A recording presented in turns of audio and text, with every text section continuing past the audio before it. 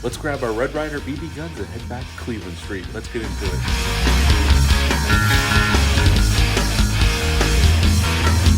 The channel. Hope you're all doing well out there today. Since we're getting closer and closer to the holiday season, just on Thursday, A Christmas Story Christmas just dropped on HBO Max, so we're going to check in on Ralphie and his family. But before we do that, do me a favor, like, comment, and subscribe. Join me here, great, would appreciate that.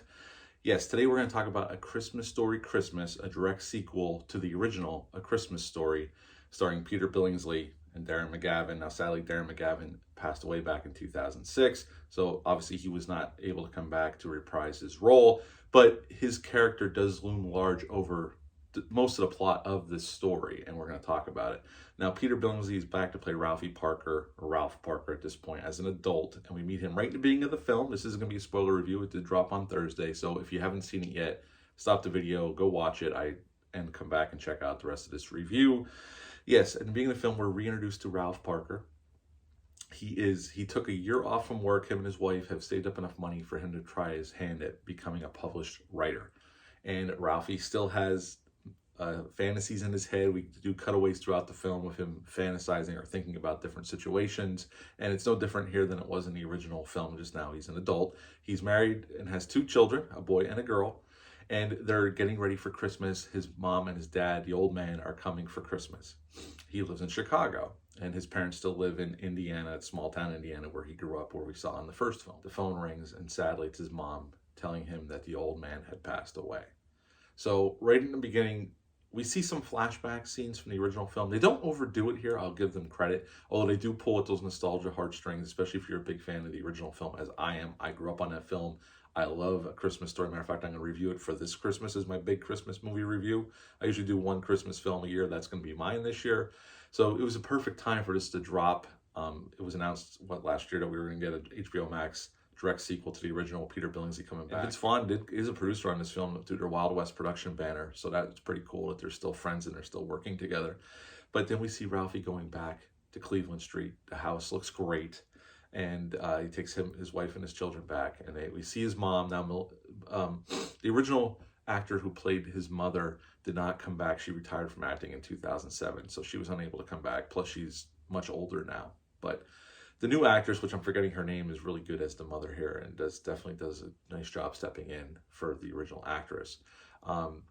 Gene Shepard's fingerprints are still all over this. It definitely does invoke a lot of the same feelings and emotions as the first film, and I appreciated that. It's what I wanted from A Christmas Story sequel. Ralphie's like gung-ho about planning the old man's funeral and getting all those and helping his mom prepare for that stage and getting all those things taken care of. And she stops him. She goes, "Look, your dad loved Christmas, and he would not want us thinking of something negative or sad during the Christmas season. So what I want you to do is we'll hold off until after Christmas. Let's just give the kids the best Christmas possible." And Ralphie takes up the mantle and tries to give the best Christmas possible through trials and fails, and he goes and meets Flick. Has his own bar now, Flick's Tavern, which we find out he inherited through his parents. And so his original actors from the original movie are here. His friends are here.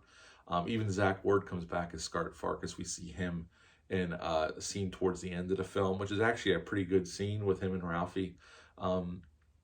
Ralphie tries and fails at some things, and then finally he says to his wife, he goes, "The old man, when I was a kid, my old man had no problem pulling off the perfect Christmas, and here I am struggling." And he goes, and she says to him, and through a kid's eyes, Christmas can look perfect and think it went seamlessly and no problems. But when you're a parent, you're an adult, you realize, it's not as easy as you thought it was when you were a kid. And she says to him, it might have looked effortlessly, but maybe it wasn't. Maybe it was hard, but your dad pulled it off and just pushed through and made it happen. Ralphie and his wife's relationship is really good here. The wife is played by Erin Hayes, I believe. I don't think I've ever seen her in anything. She was on the Goldbergs and some other stuff, but she's really good here as Ralphie's wife. So is his kids. Everybody here does what they need to do, and it's great here. And the original actors that come back, we even see Ralphie's brother pops up for a little bit, and he comes home for Christmas. Overall, the scene with Scott Farkas, because when they put the tree up, it's reminiscent of the original scene with the old man decorating the Christmas tree on Christmas Eve. And the star gets broken, and the daughter is heartbroken. And Flick has a star on top of his tree in the bar, and Ralphie climbs in through a window to get it because they're friends. He goes, he would give it to me if he was here. I just need it for tonight. And Scott Farkas, who's a cop now, pulls Ralphie, puts him in the back of his police car, and they have a conversation. And Scott actually admits to Ralphie that he feels bad the way he treated him as a child. And when Ralphie kicked his ass in the original movie, it really changed his perspective on life. And he said, now I have 2 terror kids of my own that I have to deal with. He goes, but look at me now, I'm a police officer. And he ends up taking Ralphie home. And he even says to Ralphie, he goes, you're lucky I responded to that call, or you'd be sitting in a cell. Have a Merry Christmas. And he gets in his car and takes off. And we do see his children. They do terrorize the neighborhood on a snowmobile. We see that. And a kind of a resolution to that with Ralphie's kids as well. At the end of the day, I really enjoyed this. I did in the same ballpark, giving me the same feelings of the original film. And Peter Billingsley as Ralphie is just as good here as he was in the original. And all the actors are good here. I think they definitely tried to stick with that same tone. It's a very positive, even though we're dealing with some sad emotions during the film with the old man passing away. I definitely paid tribute to Darren McGavin here as the old man, which I appreciated because I love that character. And now that I'm an adult, I kind of can relate to the old man character a little bit. They really do pull at the nostalgia strings, but it's done in such a great way that I really enjoyed myself. And there's even some really good emotional scenes, but it's all done in a positive way, and how this family's dealing with this loss and trying to carry on and have a great Christmas for the children. And when Christmas morning happens, it's just as magical as it was in the first one, only because there's a surprise where they come downstairs and Christmas Eve, a fuse blew, and the mom said, no, I got to learn how to do this myself. You go to bed, I'm going to go change it. And when they come down in the morning, there's more presents there than Ralphie and his wife had purchased, because some asshole stole their presents that they bought for their kids out of the trunk of their car after they went to Higbee's. Because they recreate the Santa Claus thing with their kids going to see Santa on the same snow-topped mountain in Higbee's. It's great. So his mom went in the basement, and here the old man had purchased a bunch of gifts before he passed, getting prepared for Christmas, and he never told his mother, and his mother found them and put them out. And the old man kind of, in the end, even though he's not there, gave the kids a great Christmas. It's great. It's like I said, it's really reminiscent of the first one, although the kids don't want a Red Ryder BB gun. But we do see the Red Ryder BB gun briefly in the attic when Ralphie goes into the attic to write the old man's obituary, which he's tasked with. And at the end, we get a happy ending. Ralphie does get he wrote this story about his old man.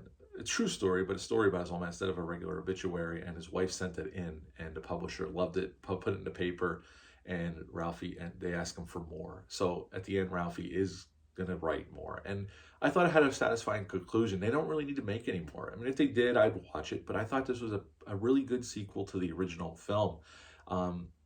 Gene Shepard wrote the original book, In God We Trust, All Others Pay Cash, and there's actually a sign in Flick's bar behind him in the bar that says that, which I thought it was a cool callback to the book that this original Christmas story was based on.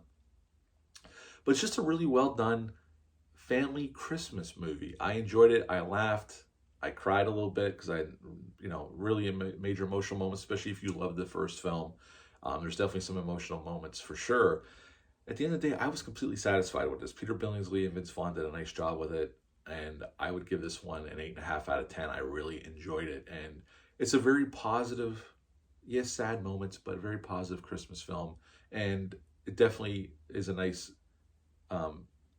sequel to the original film. So if you could watch both these back to back, and I think you'd have a good time. But yeah, 8.5 out of 10 for A Christmas Story Christmas. Have you watched this yet? It's on HBO Max. Leave a comment down below. Let me know. Hit the thumbs up and subscribe button. Share this video. I would appreciate that.